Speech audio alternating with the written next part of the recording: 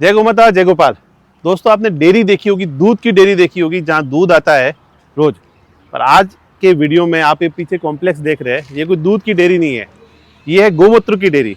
और यहाँ पर गोमूत्र आता है, जैसे रोज दूध आता है वैसे ही गोमूत्र की सप्लाई होती है।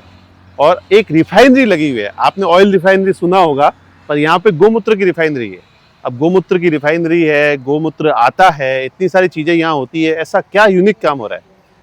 हमारे बड़े भाई समान श्याम सिंह जी राजपूत यहाँ पे हमारे साथ में है। नमस्कार। और आपने गोबर गोमूत्र पे एक यूनिक काम यहाँ खड़ा किया है और देखने लायक है। गाय तभी बचेगी जब गोबर और गोमूत्र का कुछ मूल्य किसान को मिल पाएगा, वो एग्जाम्पल आपने खड़ा कर दिया है। श्याम जी आपका स्वागत है। वैसे जी जय गौ माता। यहाँ क्या हो रहा है, अलबेला काम? बस अब ये तो गौ माता की कृपा से सब कुछ हो रहा है।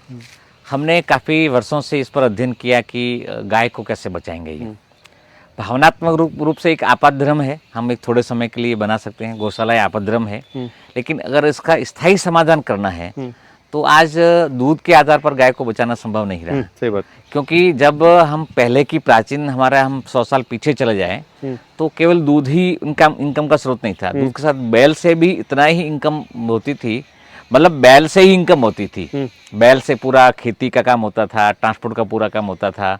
तो सारा व्यवहार बैलों से होता था। उनका दूध भी तो घर पे खाने के लिए होता, दूध बेचने का स्वभाव ही नहीं था हमारा। आज ये हुआ कि बैलों का स्थान जब से यंत्र ने ले लिया है, तब से हमारा इकोनॉमिकल जो वाइबिलिटी गाय से आनी चाहिए वो नहीं आ रही है। और उसके कारण स्वरूप ही, उसके फलस्वरूप ही लोग घरों से गाय हर साल कुछ न कुछ छोड़ रहे हैं। और भावनात्मक रूप से कुछ रख रहे हैं, कुछ जिसकी ज्यादा श्रद्धा है। लेकिन श्रद्धा होती है, अगर कॉमर्शियल वाइबिलिटी है तो आदमी उसको सर्वाइव नहीं कर पाता है। तो गाय घर से छूट गई और वो गौशाला में आ गई है। अब मूलतः वापिस हमको पुनः गोपालन की तरफ बढ़ना पड़ेगा। आज सृष्टि में इतने सारे जो नाना प्रकार के जो उपद्रव हो रहे हैं और प्राकृतिक आपदाएं जो आ रही हैं, भूकंप आ रहे हैं, अतिवृष्टि हो रही है, अनावृष्टि हो रही है, इसका मूल कारण भी यही है कि आज गोवंश की संख्या दिन प्रतिदिन घट रही है। गाय प्रकृति का स्वरूप है, गाय बहुतायत में रहनी चाहिए और बहुतायत में गाय नहीं होगी तो ये सारे प्राकृतिक उपद्रव आएंगे। तो अभी हम लोग सारे लोग सोच रहे हैं कि क्या करें, क्या आपके मन में भी गाय के प्रति भाव अच्छा है, मेरे मन में भी भाव अच्छा है, सामान्य किसान भी चाहता है कि मैं भी गाय रखूं। सब वीडियो देख रहे हैं, इनका भी भाव अच्छा है, इनका भी भाव अच्छा है। लेकिन गाय अगर इकोनॉमिकल वायबिलिटी नहीं आएगी तो किसान नहीं रख पाएगा। तो हमने ये सारी बातें सोची कि हम कैसे काम करें। तो दूध पे भी बहुत सारे लोग काम कर रहे हैं, गाय के गोबर पे भी कई सारे लोग काम कर रहे हैं। गोबर से बहुत सारे अलग आप गोमूत्र पे काम कर रहे हैं? या हम लोग केवल गोमूत्र, सिर्फ गोमूत्र पे फैक्ट्री बना दी। गोमूत्र की फैक्ट्री बनाई अपने। और गोमूत्र की फैक्ट्री केवल इसलिए बनाई हमने कि दूध पे लोग काम कर रहे हैं, गोबर के लोग काम कर रहे हैं। आज गोबर 1% भी वेस्ट नहीं जा रहा। वो भले उसका रेट मूल्य कम ज्यादा मिलता होगा किसान को, लेकिन 100% उसका उपयोग हो रहा है। दूध में भी वही प्रकार है, किसी को 30 रुपए लीटर मिलता है तो किसी को 200 रुपए लीटर मिलता है, लेकिन दूध 100% उसका उपयोग होता है, कहीं वेस्ट नहीं है। लेकिन गोमूत्र का मैं कहूं तो 100% तो नहीं कहूंगा, 0.1% का उपयोग होगा। बाकी 99.9% उसका उपयोग नहीं है, वेस्ट ही होता है। तो हमने ये सोचा कि गोमूत्र का काम शुरू करें। तब गोमूत्र के पहले तो हमारे बहुत सारे इसमें आई, जैसे ये हमारा जैसे होता क्या है ये, आप गोमूत्र की डेयरी आप कह रहे हो। हाँ। कैसे डेयरी होगी? अब हम लोग जैसे दूध लाते हैं लोग रोज का रोज। हाँ। जैसे आप देख रहे हो ये हमारा कैन, ये गोमूत्र है। तो हम घरों में, ये आप गोमूत्र है आपका, हम घरों में इस तरह से कैन दे देते हैं। और 7 दिन में, 8 दिन में, 10 दिन में, 15 दिन में खाली कैन भर देते हो। खाली कैन अपनी गाड़ी दे आती है और भरे हुए ले आती है। तो ये गोमूत्र आ गया। और गोमूत्र आने के बाद में इसके हम अलग अलग प्रोसेस करते हैं। अब आइए मेरे साथ अंदर। पहले गोमूत्र किसानों के घर से यहाँ तक आता है, यहाँ तक आता है, आपकी गाड़ी जाती है 5-7 दिन में। हाँ। और वो गोमूत्र इकट्ठा कर लेती है। जी, रोज हमारी गाड़ी हर सेकंड एक गाड़ी आ जाती है। एक गाड़ी में 2000 लीटर गोमूत्र आता है। जैसे दूध वाले डेयरी दूध लेने घूमती है, वैसे गोमूत्र वैसे मतलब दूध की गाड़ी रोज आ जाती है। हम लोग 8-10 दिन में लाते हैं। जैसे ये सारे कैन हमारे आगे गोमूत्र के। तो हम लोग पहले जैसे हमारा ये गोमूत्र आ गया तो वैसे ये हमारी मशीनरी, रिफाइनरी इसको बोलेंगे। आप आइए मेरे साथ में, ये आप पूरा देखिएगा। पहले हमने ये जो काम शुरू किया था, स्टार्ट में एकदम छोटे से काम शुरू किया था। अच्छा, वो बॉयलर जैसा बना, वो जैसे बॉयलर मैन्युअली हमने एक सिस्टम लगा दिया, डाल दिया। हाँ, उसमें फिर अर्क निकालते थे, ठंडा होके बाहर बूंद आ जाता था। हाँ, ऐसा बनाते थे। फिर हमने ये बड़ा प्लांट, एक पायलट प्लांट डाला। और इसमें जैसे ये प्लान है कि हम लोग इसमें जैसे गोमूत्र इसमें डाल देते हैं, जैसे गोमूत्र इसके अंदर आ जाएगा। हाँ, फिर ये गोमूत्र कैन के अंदर आया हुआ है, वो इसके अंदर छान के आ जाता है। इसमें डाल देंगे हम लोग। फिर? फिर ये बॉयलर है पूरा, हाँ। ये ऑयल हीट एक्सचेंजर है पूरा, ऊपर वो उसमें बॉयलर ऑयल लकड़ी से वो बॉयलर बॉयलर उसमें ऑयल गर्म होगा। ऑयल गर्म हो गया। हाँ, फिर ये जो अपना हीट एक्सचेंजर है, इसमें ट्यूब होगी, तो ट्यूब के अंदर गोमूत्र रहेगा, ट्यूब के बाहर जो है उसके चारों तरफ ऑयल घूमेगा, उससे गर्म होगा, गर्म होगा, ये पूरी स्टीम बन जाएगा।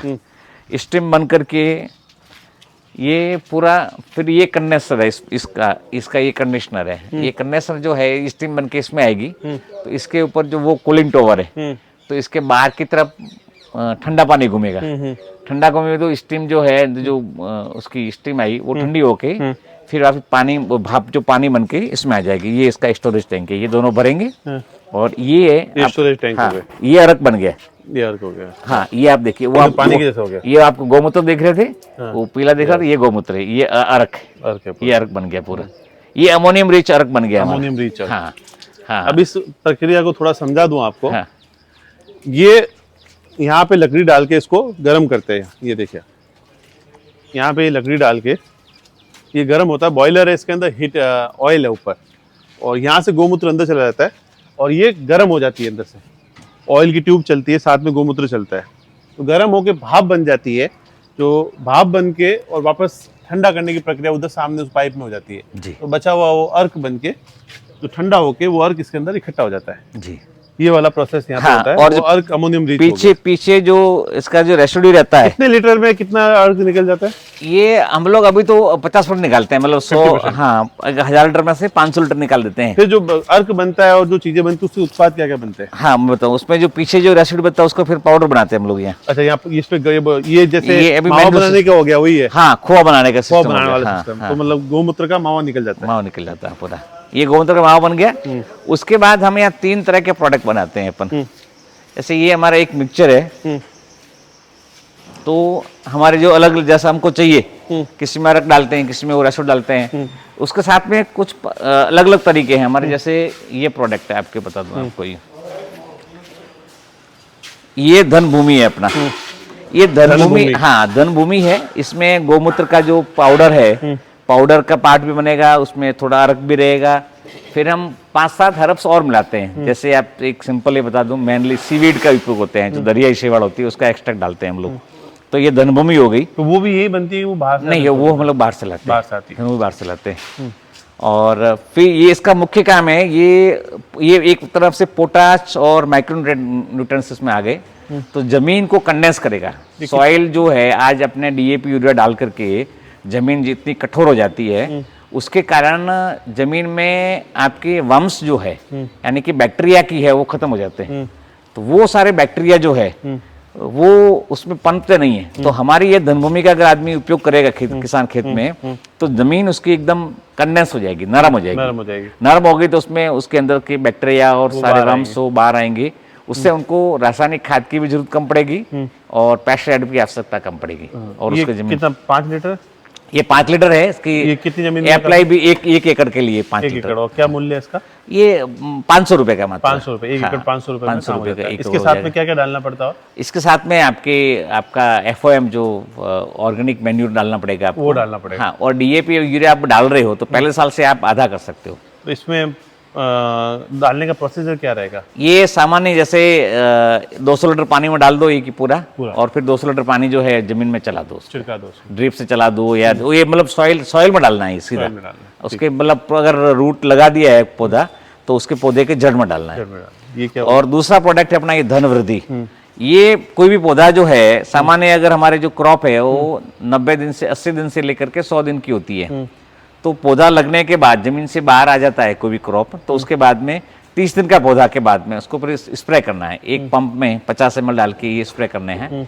फिर हर 20 दिन में, मतलब पूरी सीजन में 3 से 4 स्प्रे करने हैं इसमें।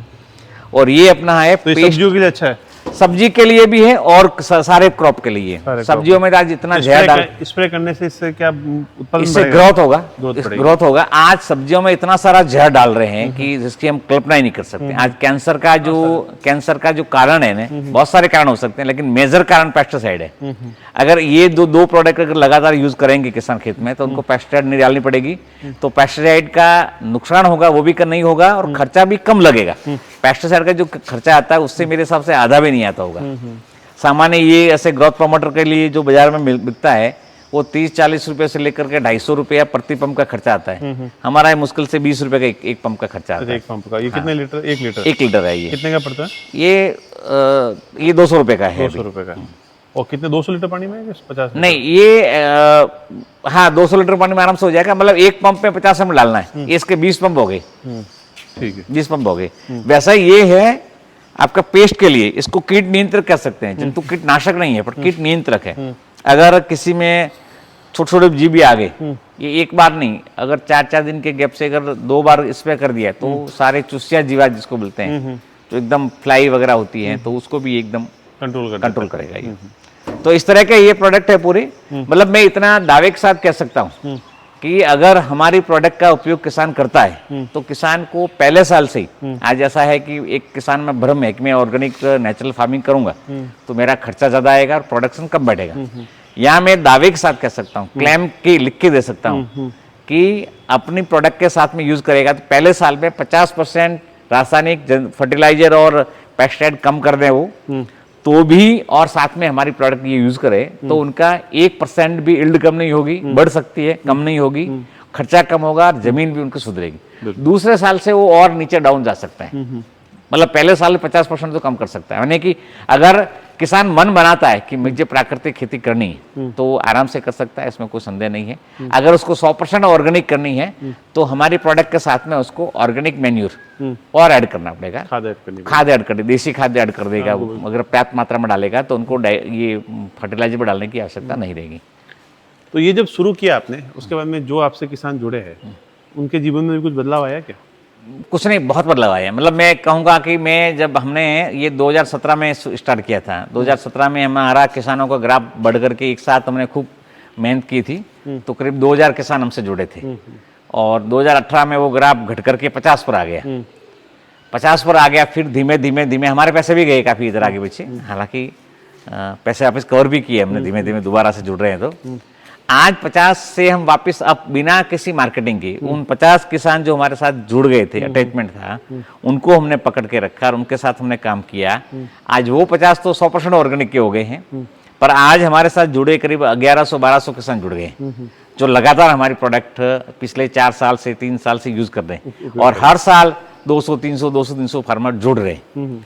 तो मतलब ऐसा किसानों के मन में अभी आज की स्थिति मेरे पास ये है कि प्लांट की साइज छोटी बड़ी प्रोडक्शन नहीं है। नया प्लांट, हाँ, नया प्लांट हम बना रहे हैं। आपके सामने यहाँ पे आप देख रहे हो, ये अभी हमारी उस प्लांट की कैपेसिटी 1000 की है और ये 10,000 का ये पिलर बन गए हैं। 10,000 लीटर की कैपेसिटी का नया बन रहा है और विश्वास है कि हम दिवाली के पहले इस प्लांट को रनिंग में ले आएंगे। बिल्कुल। मतलब आज तो ये है कि हमारे पास 5000 किसान भी चाहिए तो जुड़ने को तैयार है, लेकिन प्रोडक्शन नहीं है। और ऐसा विश्वास है कि आज जो हमारे साथ लोग जुड़े, यानी कि दो तरफ से किसान के साथ दो फायदा है कि उसका गौमूत्र भी हम ले लेते हैं और उसको प्रोडक्ट भी बना करके देते हैं। और गौमूत्र से भी आप कल्पना नहीं करोगे, एक गाय का प्रतिदिन का 50 रुपया मिल जाता है। सामान्य रूप से गाय जो गौमूत्र करती है 15-16 लीटर गौमूत्र मिले नहीं मिले 50 रुपए फिक्स मिलने, 50 रुपया उसको फिक्स मिलना ही मिलना है।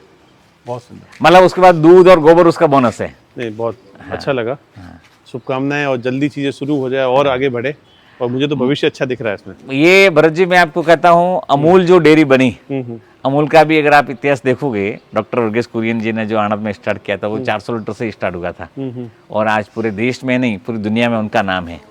तो उसी तरह से ये हर तहसील में एक ऐसा प्लांट लगेगा और देश को एक ऑर्गेनिक फूड देगा और किसान को जंतुनाशक दवाओं के कारण आज किसान भी मर रहा है।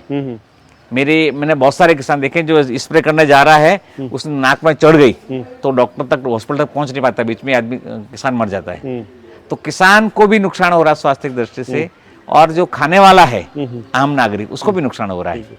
तो हमारे इसके कारण ऐसा लगता है कि सब गौ भक्तों का अगर सहयोग मिला, नहीं बिल्कुल, ये तो निश्चित रूप से ये देश को एक स्वास्थ्य देगा। देश का जो हेल्थ का जो बजट खर्च हो रहा है आज, उसमें भी कटौती होगी और युवा पीढ़ी में एक नई एनर्जी आएगी।